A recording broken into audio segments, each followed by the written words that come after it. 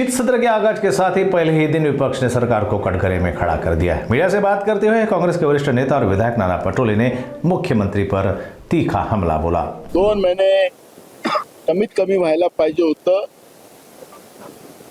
पण ही विदर्भातलेच मुख्यमंत्री असताना सुद्धा आणि नागपूरचे मुख्यमंत्री असताना सुद्धा आज विदर्भाच्याही अधिवेशनामध्ये कटोती केली गेलेली आहे।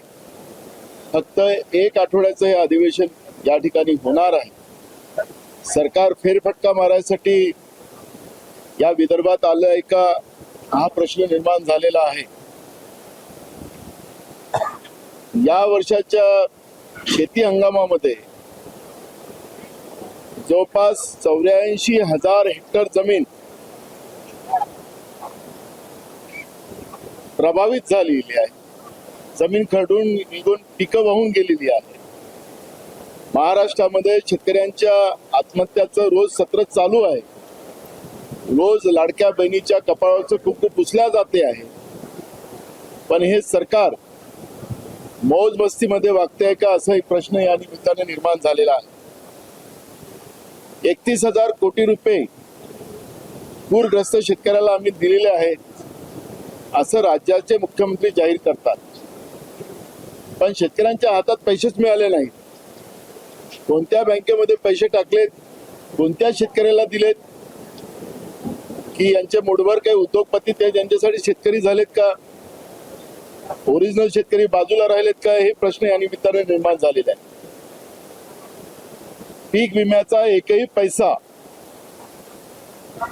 सरकारने शेतकऱ्यांना मिळवून देण्यामध्ये सरकारला सपशेल अपयश आलेला आहे। विमा कंपन्या मोठ्या होत चालल्यात, आर्थिक मजबूत होत चालल्यात, आणि ज्या शेतकऱ्यांच्या नावाने त्या विमा कंपन्यांना पैसे दिले जातात ते मोदीच्या मित्रांच्या कंपन्या आहेत, आणि म्हणून मोदींच्या मित्रांना फायदा व्हावा आणि शेतकऱ्यांच्या नावाने पैसे त्यांना द्यावेत असा त्याच्या मागचा अर्थ आहे का? आणि म्हणून सरकारला या सगळ्या प्रश्नाचं उत्तर आणि शेतकऱ्यांना न्याय देऊन या ठिकाणातून त्यांना जायचं आहे। महागाई हा सगळ्यात महत्वाचा प्रश्न आता निर्माण झालेला। रुपया रोज खाली पडताय, आता 90च्या खाली गेलेला आहे, त्यामुळे त्याचे सगळे परिणाम महागाईवर पडणार आहे। मग सर्वसामान्यांनी जगायचं कसं? महागाईबद्दल सरकार काय मत मांडतंय? राज्य सरकार वेगळं काही धोरण राबवणार आहे का महागाईबद्दल? याबद्दलची चर्चा व्हायला पाहिजे। स्मार्ट मीटर बद्दल सरकारने सांगितलं की आम्ही जबरदस्ती करणार नाही, पण यांच्या ज्या कंपन्या आहेत प्रायव्हेट, त्या कंपन्या स्मार्ट मीटर शासकीय कार्यालय असतील किंवा खाजगी लोकांच्या घरी असतील जबरदस्तीने लावताना आपण पाहतोय। जिथं 800-900चं बिल येत होतं तिथं आता 30,000 40,000चं बिल त्या गरीब माणसांच्या घरी येत आहे। आणि अशा परिस्थितीमध्ये महागाई एकीकडे आणि वीज कंपन्यांची लूट वेगळी, अशा पद्धतीनं लोकांची लूट करणारे हे सरकार या महाराष्ट्रामध्ये महायुतीच्या रूपानं आपण पाहतोय। बेरोजगारीचा तर प्रश्न अजून भयानक आहे। अनुकंपामध्ये काही थोड्या लोकांना नोकऱ्या लावल्या त्याचे फोटोग्राफी सरकार करून दाखवतं। आरक्षणाचं 3 ठराव वाजलेले आहेत। निवडणूक आयोगाने केलेली ज्या पद्धतीनं दिवसाढवळ्या लोकशाहीचा खून, त्याचं मुख्यमंत्र्यांनी मान्य केलं की अशी मी या पद्धतीचं निवडणूक आयोगाचं कार्य कधीच पाहिलं नाही। आम्ही आता अध्यक्षाला नोटीस दिलेलं आहे की उद्या याच्यावरची चर्चा घडवली पाहिजे आर्टिकल 243K प्रमाणे। त्यामुळे मुख्यमंत्री उद्या तो माननीय अध्यक्ष म्हणाले की मी उद्या बोलायला संधी देतो आहे। हे सांगायचं तात्पर्य असं की महाराष्ट्रामध्ये आता हे कायद्याचं आणि लोकशाहीचं राज्य राहिलं नाही, अशा पद्धतीची परिस्थिती आहे। महाराष्ट्रामध्ये एका डॉक्टर मुलीचा डॉक्टर मुंडे कल्टरमध्ये झालेला खून, म्हणजे डॉक्टर महिला सुद्धा आता सुरक्षित नाही, मुली सुरक्षित नाही। सर्वसामान्य मुलींची महिलांची काय स्थिती असेल, या सगळ्या परिस्थिती आज महाराष्ट्रामध्ये कायदा सुव्यवस्थेने निर्माण झालेल्या आहेत। गोव्यामध्ये जी घटना घडली त्या पबमध्ये स्फोट झाला आणि त्याच्यात असंख्य निर्दोष लोकांचा मृत्यू झाला. महाराष्ट्रामध्ये आता मोठ्या प्रमाणात पबला मान्यता दिली गेलेली आहे. टेरिसवरच्या पबला मान्यता दिलेली आहे. पूर्ण महाराष्ट्रामध्ये पैसे कमवण्यासाठी, सरकारच्या तिजोरीत पैसे आले पाहिजेत, यासाठी मोठ्या प्रमाणात ड्रग्स आणि या पबला मान्यता दिलेली आहे. मग गोव्यात घटना घडली, ही घटना महाराष्ट्रात घडणार नाही का, हाही प्रश्न या ठिकाणी निर्माण झालेला आणि सरकार याच्यावरचं उत्तर नेमकं काय देणार, त्याच्याकडे आमच्या सगळ्यांचं लक्ष राहणार आहे. त्यामुळे हे सगळे विषय मोठे आहेत आणि म्हणून एक आठवड्याचं अधिवेशन हे अपुरं पडणार आहे. आणि मगाशी आम्ही विधानसभेत हा मुद्दा उपस्थित केला. अध्यक्षांनी सांगितलं की याच्यावरची वेळ आली तर आम्ही चर्चा करायला तयार आहोत. आमचा आग्रह राहील की हे अधिवेशन कमीत कमी 3 आठवड्याचं तरी या ठिकाणी नागपूरमध्ये व्हावं, अशी आमची अपेक्षा. यापूर्वी 15 ते 20 दिवस अधिवेशन होत होतं, पण हे 8 दिवस अधिवेशन आहे, काय सांगा? सरकारने आचारसंहिताचं कारण पुढे आणलेलं आहे. आचारसंहिता चालत राहणार आहे. विधिमंडळाचं कामकाज हे विधिमंडळाचं कामकाज आहे आणि त्याच्यामुळे विधिमंडळाच्या कामकाजात या पद्धतीनं आचारसंहितेचा बहाणा आणून समजा या अधिवेशन या ठिकाणी बंद करण्याचा सरकारचा घाट असेल तर हे चुकीचं आहे. सरकारने या अधिवेशन 1 आठवडा घेऊन समजा अजून पुढच्या 15 म्हणजे निवडणुका झाल्यानंतर हे अधिवेशन सरकार घेऊ शकतं. कारण की जनतेचे प्रश्न भयानक आहे. महाराष्ट्रामध्ये असुरक्षितता निर्माण झालेली आहे. धर्माधर्मामध्ये सरकारच्या वतीनं भांडणं लावलेले गेलेले आहेत. बेरोजगारांचे प्रश्न आहेत, तरुणांचे अनेक मुद्दे या ठिकाणी आहेत, शेतकऱ्यांचे प्रश्न तर सगळ्यात जटिल आहेत आणि महागाईचा प्रश्न आहे. हे सगळ्या प्रश्नाबद्दलची चर्चा आणि त्याचं उत्तर हे टोलवाटोलवीचं नसावं. पहिलेच्या काळात असं होतं आम्ही सगळ्यात जास्त पैसे दिलेत अशा पद्धतीचं नको. मग ते त्या पहिलेच्या काळात स्वस्त होतं, आता महागाई वाढली. तुम्ही आकडे वाढवून सांगायची गरज नाही. या पद्धतीचे समाधानकारक उत्तर देऊन आणि जनतेला त्याचा नुसत्या घोषणाच नाही, घोषणेचा पाऊस नाही, तर जनतेला त्याचे लाभ मिळाले पाहिजे, शेतकऱ्याला त्याचा लाभ मिळाला पाहिजे, ही भूमिका आमची राहील. बघा, या सरकारमध्ये एकमेकाचा काटा काढणार, एकमेकाचे आमदार ओढण्याचा प्रयत्न चालू आहे. हे काही लपलेलं नाही. ज्या पद्धतीनं अजित पवारांच्या मुलाला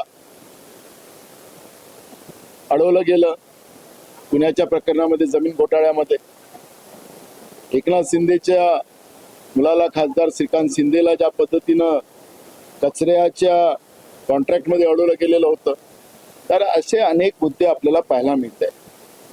आणि हे सगळे मुख्यमंत्री करवतात असं आपसामध्ये बोलताना त्यांचे आमदार, त्यांचे मंत्री चर्चा करताना आपण पाहतोय. महाराष्ट्रामध्ये जमीन घोटाळे त्याचा उल्लेख मी अनेकदा केलेला आहे. मुंबईमध्ये PKC मधल्या भरतनगर मध्ये सुद्धा 500 एकर जमीन अशाच पद्धतीनं दिली गेलेली आहे. नवी मुंबई, ठाणे, नाशिक, नागपूर, पुणे अनेक ठिकाणी आपल्याला जमिनीचे घोटाळे पाहायला मिळणार. इथं एक शॅम्पल आपल्याला पुढे आलेलं आहे पुण्याच्या घटनेमुळे, पार्थ पवाराच्या हत्येतून. पण अशा घटना महाराष्ट्रामध्ये मोठ्या प्रमाणात आहे, सरकारच्या आहेत, पण त्या लपलेल्या आहेत. आता ह्या जेव्हा चर्चा विधानसभेत येईल त्याचे सगळे मुद्दे आम्ही विधानसभेत मांडू. पण जे पद्धतीचं दबाव तंत्र चाललेलं आहे, जसं PMO मधून पूर्ण मंत्रालय चालतं दिल्लीमध्ये, जसं गुजरातमध्ये नरेंद्र मोदी बसून त्या ठिकाणी पूर्ण मंत्रालय चालवायचं, मंत्र्यांना काही अधिकार नाही, तसं पहिल्यांदा महाराष्ट्रामध्ये देवेंद्र फडणवीसांच्या CMO मधून सगळं सरकार चालते आहे. अशा पद्धतीचं चित्र आपण पाहतोय. मंत्र्यांना अधिकार राहिलेले नाही अशा पद्धतीचं चित्र आपण पाहतोय. त्यामुळे आता कोणाचे आमदार कुठे पळवतील, काय होतील, आणि भाजपमध्ये तर राहिलाच आहे, काही दुसऱ्याचे लोक घेऊन पळा अशी ती व्यवस्था राहिलीच आहे. तर ते काही होऊ शकतात. आदित्य ठाकरे म्हणाले, त्याच्यामध्ये त्यांच्याजवळ माहिती असेल किती आमदारांची संख्या आहे. आदित्य ठाकरे त्यांनी सांगितलं असेल. विरोधी पक्षनेता अद्याप नाही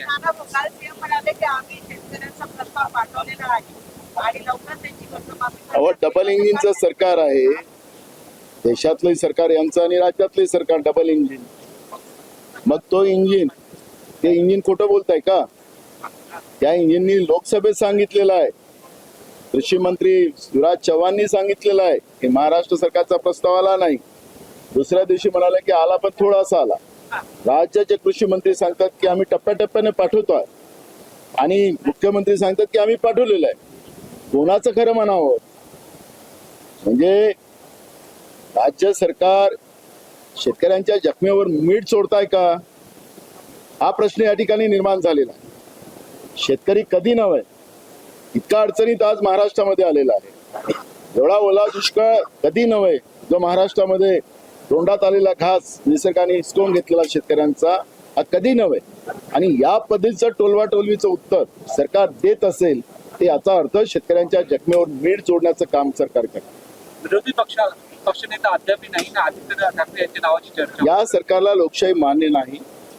हे बैमानीनं निवडून आलेलं, निवडणूक आयोगाच्या कृपेने निवडून आलेलं सरकार आहे. या सरकारला विरोधी पक्षपद हे मान्य नाही. ते म्हणतात संख्याबळ.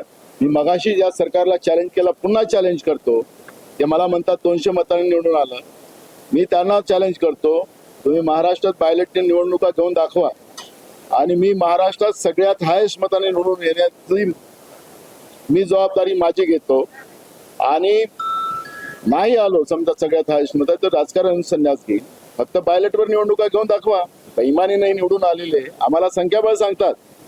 महाराष्ट्रामध्ये 2 आमदारांना सुद्धा विरोधी पक्षपद दिलं गेलेलं होतं हे महाराष्ट्राच्या रेकॉर्डमध्ये.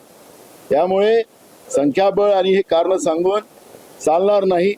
त्यांनी मान्य करावं की आम्हाला लोकशाही मान्य नाही आहे, विरोधी पक्षपद आम्ही देणार.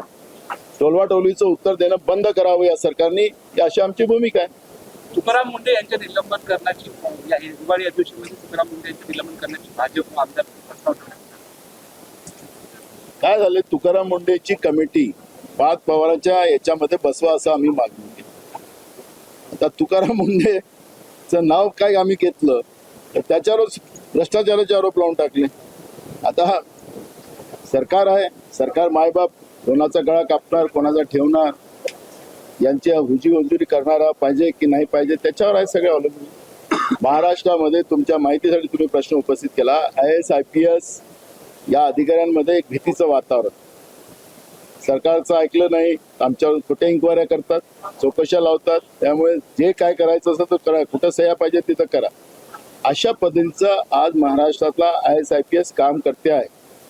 आणि त्याच्यामुळे महाराष्ट्रामध्ये कायदा सुव्यवस्थेचे जे काही 3-13 वाजलेले आहेत त्याच्या मागचं हे जे काही पाप आहे ते त्यांच्यामुळे आहे.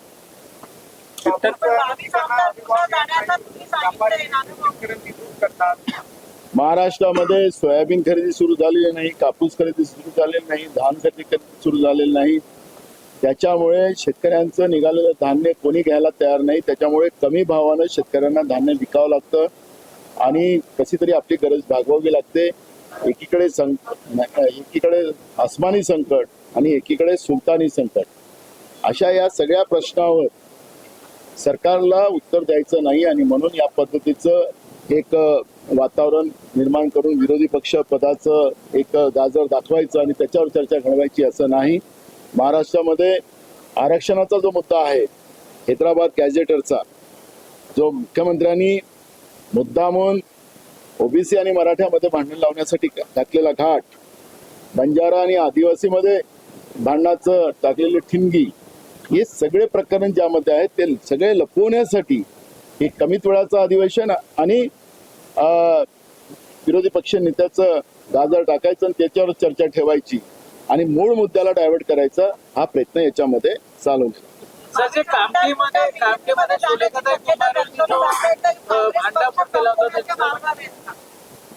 काँग्रेस पक्ष 2014 मध्येच मोदींनी आवाहन केलेलं होतं की आम्ही काँग्रेस मुक्त भारत कर. पण त्यांना का 12 वर्ष होतात आहेत देशाचे प्रधानमंत्री राहून. त्यांच्या सपनात झोपेत जेवतात, कुठं कुठं जातात, तिथे तिथं काँग्रेसच दिसते. त्याच्यामुळे काँग्रेस हा कधी मुक्त होऊ शकत नाही. ज्या काँग्रेसनी या देशाला स्वातंत्र्य मिळवून दिलं, संविधानिक व्यवस्थेमध्ये लोकशाही आणली आणि हा देश उभा करण्यामध्ये काँग्रेसचे योगदान आहे. काँग्रेस कधीही संपू शकत नाही. जे बेईमानीनं सत्तेत आले ते कधीही संपू शकतात हे या ठिकाणी आम्ही आवर्जून सांगू शकतो. सर, कामकेमध्ये जे प्रकरण झालं ज्याला सुनेकाताई कुंभार यांनी खूप प्रकरण मध्ये उचललं, काँग्रेस याच्यामध्ये काय बोलतात? आहे आता ते सगळे मुद्दे आहेत. महाराष्ट्रात एक कामठीच नाही, महाराष्ट्रामध्ये सगळीकडे ज्या पद्धतीनं निवडणूक आयोगाला हाती धरून प्रशासनाला हाती धरून पैसे वाटून प्रक्रियेमध्ये हस्तक्षेप करून या स्थानिक स्वराज्य संस्थांच्या निवडणुकीमध्ये गडबड केलेली आहे ते नुसते कामठीतच नाही तर संपूर्ण महाराष्ट्रात झालं. त्यामुळे याची चर्चा विधानसभेत आम्ही आणण्याचा प्रयत्न करू. थँक्यू.